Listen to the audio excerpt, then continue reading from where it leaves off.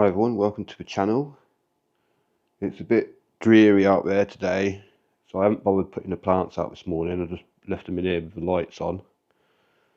It's just mainly the squash plants, the peppers, the tomatoes and the corn, really. Don't want to stunt them before I pop them out. It's supposed to be cold last night, but it wasn't actually that cold. So whilst most of the plants are in here, I think it's a good idea to start putting down the diatomaceous earth for the ants. So I can bring the plants out here and they can get watered.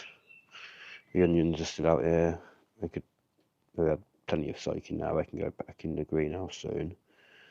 But whilst half of them are out, I might as well remove. Well, what I'm going to do is remove these plants here for potatoes, a single seed potato, Frankenstein, and pumpkins. So this is the one what's growing second. This one's called Paul. That one's Peter. But Paul's overtaken Peter now. So this is going to be my new favourite one. So sorry, Pete, but Paul is my new favourite pumpkin. I managed to find the slug, what was attacking them. It was under one of the potato pots, like I suspected, with the grooves in the bottom. But yeah, that made an exit. So yeah, basically I've got the diatomaceous earth in here. I just need to spread it around.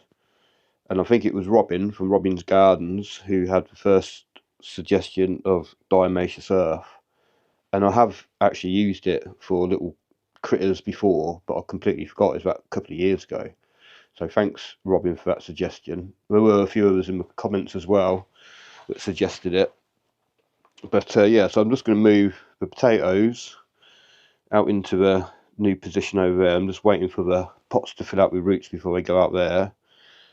It should be warm enough there and sheltered enough. But yeah, so if it does get cold one night, you see that big long cloche down there? I can just use that to pop over them, just in case. So yeah, I'll just set you up. I need to move these out so I can get this side emptied over to that side, because the ants are mainly under this bottom one and under this tray here. So I need to get them out so that I can lift up the trays. I'm sure the ants are under there. Hopefully it's not so bad. I can't see many ants in here during the day or anything, generally. I did see a couple in here earlier, but I'm pretty sure they're all underneath this one here. Anyway, I'll set you up and move everything out and we'll have a closer look. Okay, what I'm going to do first,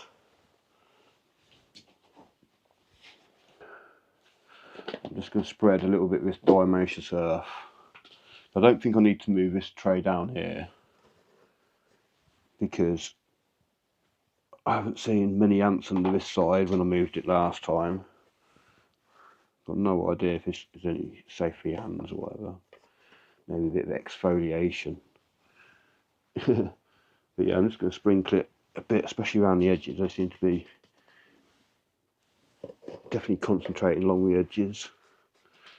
That'll do for that side. A little bit along here.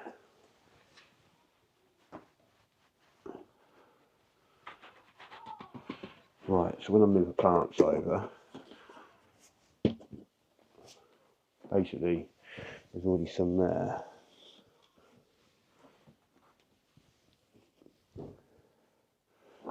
Oh, this is my snail poking stick. For where we've got the cracked glass, there was a snail trying to get in there earlier, so I just poked it back out.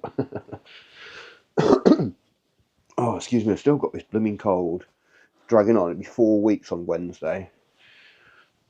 But hopefully, ooh, it'll be gone soon. Right, I'll lift up this tray, we'll have a little look.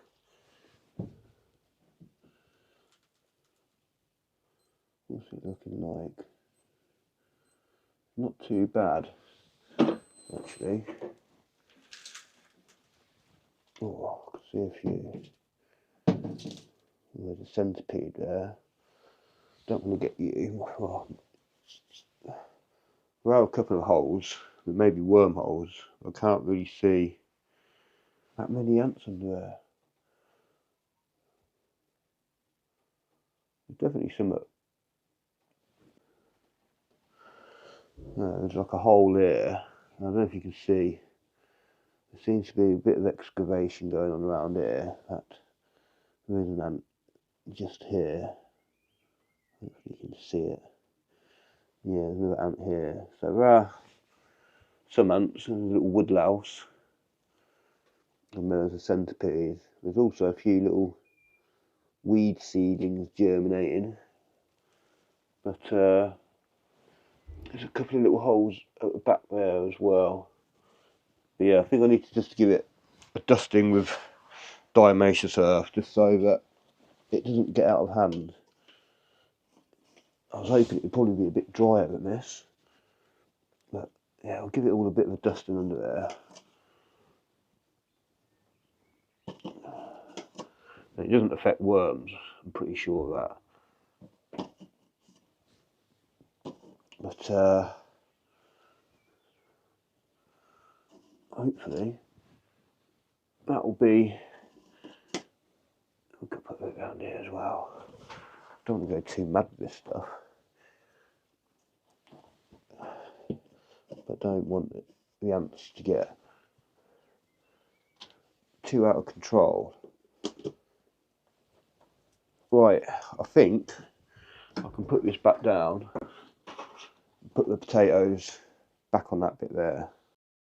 Probably should have worn gloves with this stuff, because I've got better not wipe my nose or anything, like I've been snorting cocaine or something.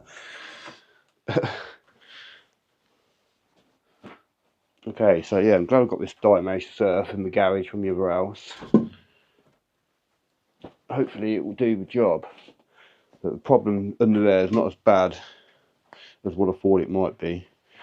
I'll just move this strawberry over there. And then, yeah, I'll move the potatoes out and stuff. I'll get a nice little watering from the rain.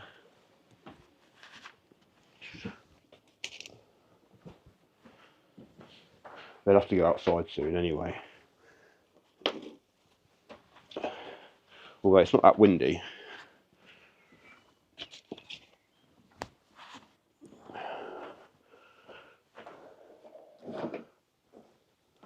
We could put these down here for a minute.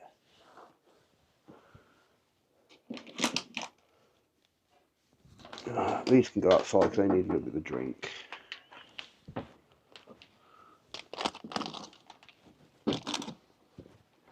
Well, hopefully this thing's still tracking okay. The little one can go there. So let's start transplanting these over.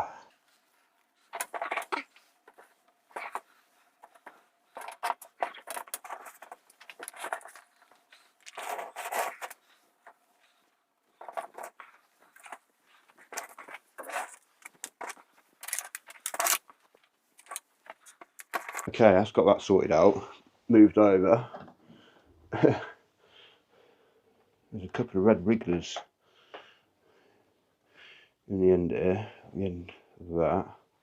Once we've tipped them, let's pour them into Peter the Giant Pumpkin.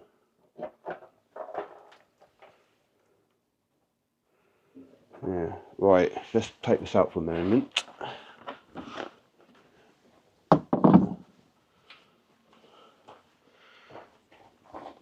I can take all this out hopefully in one go.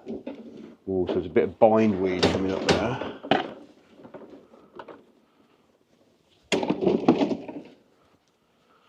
Definitely a bit of bindweed or something. Definitely some wormholes or ant holes or something. Let's bring you in for a closer look again. Okay, so I can't actually see many ants. There's a couple over here that actually on the side. There's one there, and there's just one in the corner.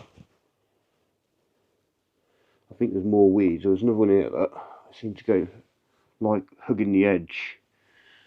There's definitely worm activity in here. But yeah, not as bad as last time when I first moved it. So maybe disturbing them, giving it good watering, deterred them, which I think that's what Sandra said to do.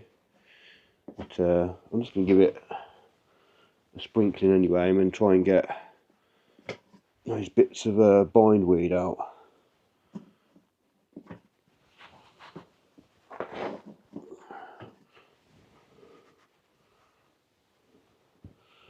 So try and get it close to that edge as well.